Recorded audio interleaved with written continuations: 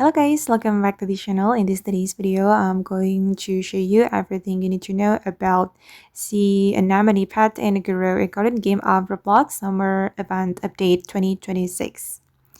Okay, let's get into it, guys. This is how the sea anemone looks like.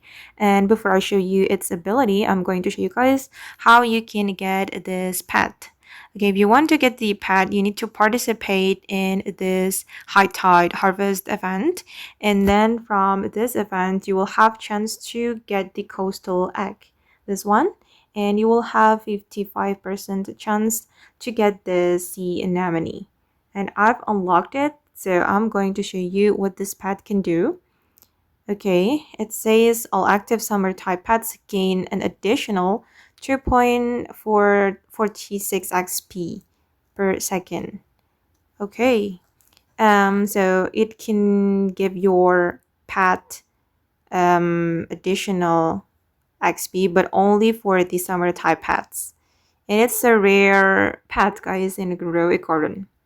Not bad, but it's not that OP because it only works for the summer type pets.